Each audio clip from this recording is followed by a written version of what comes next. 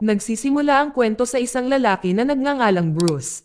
Noong mga nakaraan siya ay nasa militar ngunit na-kick out siya dahil siya ay nalulong sa droga. Pagkatapos umalis sa militar si Bruce ay walang bahay, walang pera at walang pamilya. Kaya nakatira siya sa mga lansangan at palipat-lipat na lugar para mabuhay. Isang gabi habang natutulog si Bruce sa gilid ng kalsada, may humantong sasakyan sa harap niya. Lumabas ang isang drug dealer na nagngangalang Maurice at inalok siya ng trabaho. Si Maurice ay kumukuha ng mga taong palaboy upang magtrabaho sa kanya para magbinta ng mga druga. Dahil sa pangangailangan ng pera tinanggap kaagad ni Bruce ang trabaho. Doon ay sinabihan ni Maurice si Bruce na sumakay sa kotse at sabay silang umalis. Sa daan hinarangan sila ng isa pang sasakyan ang kanilang dinaraanan. Si Maurice at ang kanyang mga kaibigan ay lumabas upang harapin ang sitwasyon. Ngunit mabilis ang mga pangyayari at nauwi sa away. Ayaw ni Bruce na muling mawalan ng tirahan, kaya bumaba si Bruce sa sasakyan at pinagbabaril ang mga taong nakaharang sa kanilang dinadaanan. Matapos iligtas ni Bruce si Maurice, binigyan siya ni Maurice ng magandang tirahan. Dahil dito tuwang-tuwa si Bruce dahil nakatira na siya sa lansangan ngunit ngayon ay nagkaroon ng komportableng lugar para maramatirahan. Ilang sandali matapos bisitahin ni Maurice si Bruce upang ipaliwanag kung paano magtrabaho ang kanyang grupo. Bago umalis binigyan ni Maurice si Bruce ng solda at ilang mga gamot. Kinabukasan, tinipon ni Maurice ang lahat ng kanyang nasasakupan para sa droga na kailangan nilang ibenta ng palihim sa buong lungsod. Kung may mahuli ng pulis hindi sila tutulungan ni Maurice. Pagkatapos nyon ay tinanong ni Maurice ang isa sa kanyang mga tauhan na si Tony na samahan si Bruce sa kanyang bagong trabaho.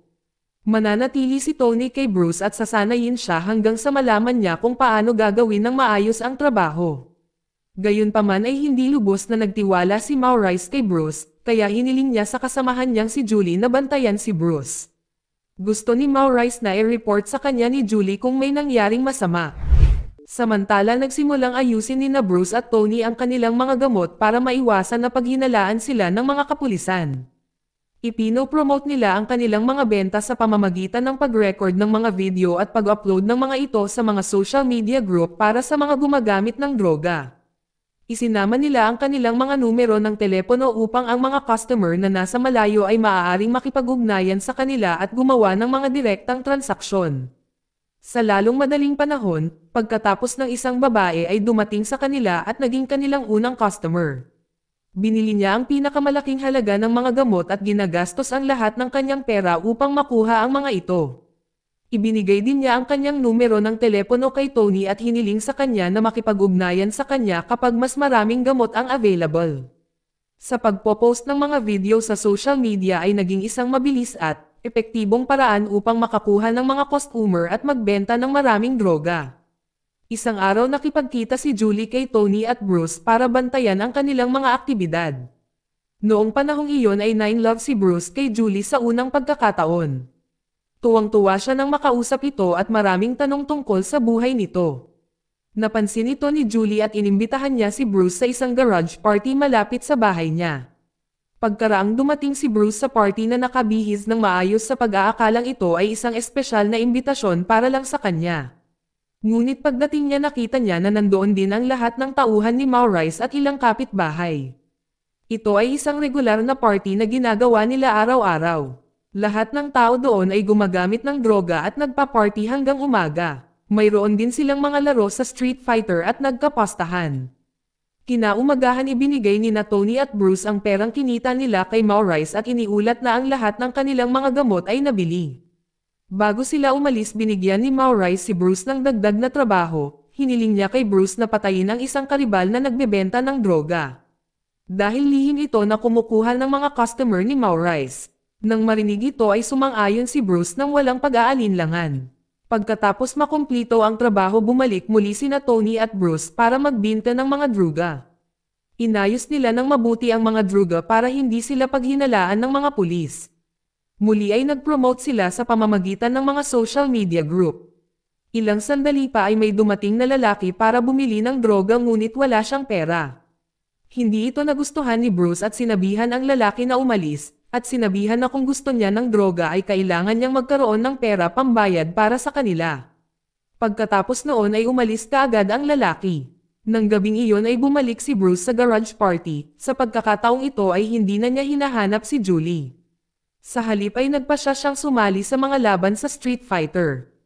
Doon ay sinabihan siya ng kanyang kaibigan na kung kaya niyang talunin ang lahat ng kanyang mga kalaban madali niyang makuha ang atensyon ni Julie. Nang hindi nag-iisip ng husto sumabak si Bruce sa laban bilang isang dating miyembro ng militar. Dahil dito madali niyang natalo ang kanyang kalaban. Noong gabing iyon si Bruce at ang kanyang mga kaibigan ay nanalo sa isang malaking taya. Pagkatapos ng laban tinulungan ni Bruce na buhatin ang isang lasing na lalaki papunta sa kotse nitong lalaking ito. Dahil sa pagiging karibal kay Maurice kaya tinapos siya nina Bruce at Tony. Kinaumagahan na nag-date sina Bruce at Julie, masaya si Bruce sa pag-aakalang magkakaroon siya ng kinabukasan kasama si Julie. Naisip pa nga niya na makakasama niya ito habang buhay. Masaya silang nag-uusap ngunit ang hindi alam ni Bruce na nagpapanggap lang si Julie. Ginagawa lang niya ang sinabi ni Maurice sa kanya. Pagkaraan ay bumalik sina Bruce at Tony para iulat ang kanilang mga benta kay Maurice. Ngunit sa pagkakataong ito ay hindi natutuwa si Maurice sa kanila. Nabalitaan niyang nagdaraya sina Bruce at Tony. Si Tony ay umiinom ng kaunting gamot at ibinebenta ang mga ito sa mas murang presyo. Dahil dito binigyan sila ni Maurice ng dagdag na trabaho. Noong panahong iyon kinailangan itong tanggapin ni na Bruce at Tony o kung hindi ay tatanggalin sila ni Maurice. Sa ilang sandali pagkatapos na bumalik sina Bruce at Tony sa bahay ni Bruce. Habang sila ay nagpapahinga at nanunood ng TV dumating ang isa sa mga tauhan ni Maurice. Inutusan sila ni Maurice na ihatid ang bag na ito sa isang partikular na lugar. Hindi sila pinapayagang buksan ang bag o hawakan ang mga nilalaman nito. Dahil ito ay pag-aari ng mahahalagang kliyente ng international. Kung masira nila ang mga alituntunin ay paparusahan sila ni Maurice. Nakakagulat na ang trabaho nila ay ang maghatid ng bag ng droga sa himpilan ng militar na isang delikadong bitag. Nagalit ng husto si Bruce dahil ayaw niyang makipag-deal sa militar lalo pat pinalayas siya dahil sa paggamit ng droga. Natakot siya na makilala at arestuhin siya ng militar kaya hiniling ni Bruce na tulungan siya ni Tony sa pamamagitan ng hindi paghatid ng bag. Dahil sa kanilang matibay na pagkakaibigan pumayag si Tony. Nang gabing iyon hiniling ni Bruce kay Tony na dalhin siya sa paggawaan ng droga ni Maurice. Gusto ni Bruce na maghiganti kay Maurice para sa paglalagay sa kanila sa panganib sa pamamagitan ng pagpapahatid sa kanila ng droga sa militar. Nang dumating sila Bruce na nakasuot ng clown mask, ang isang pagbabalat kayo at pumasok at lumikha ng kaguluhan. Kumuha siya ng pera at nagnakaw ng ilang droga upang ibenta mamaya. Nahuli rin niya ang kanang kamay ni Morris ngunit napigilan ang sarili na patayin siya dahil sa kanyang sangkatauhan, nag-aatubili na binitawan siya ni Bruce. Matapos makakuha ng sapat na pera si Bruce at Tony ay umupa ng bahay at doon nagtago kasama ang bag ni Morris. Sa kasamaang palad ay may trapper ang bag kaya agad na nakita ng mga tauhan ni Morris ang kanilang lokasyon. Pagkarating nila para kunin ang bag at ihatid, isang mensahe mula kay Maurice humingi siya ng 2 bilyon kay Bruce at Tony. Kung hindi sila makakalap ng pera sa loob ng 2 araw ay papatayin sila ni Maurice. Dahil dito nagpasya si Bruce na sumali sa isang laban para makaipon ng pera. Sinabi niya kay Tony na hahamunin niya ang defending champion. Hindi lang iyon pinakiusapan din ni Bruce si Tony na lagyan siya ng malaking taya para manalo sila ng malaking pera kung magtagumpay siya. Bago ang isang laban, tinawagan ni Bruce ang kanyang mga kaibigang militar. Hindi siya siguradong mananalo siya laban sa defending champion kaya hiniling niya sa kanyang mga kaibigan na tambangan ang lugar at hulihin ang lahat ng mga mandirigma. Sa paraang ito ay magagamit ni Bruce ang kaguluhan upang makatakas at makalaya mula sa kontrol ni Morris. Kinabukasan dumating ang araw ng laban. Si Tony ay tumaya ng pinakamalaking taya na kaya niya.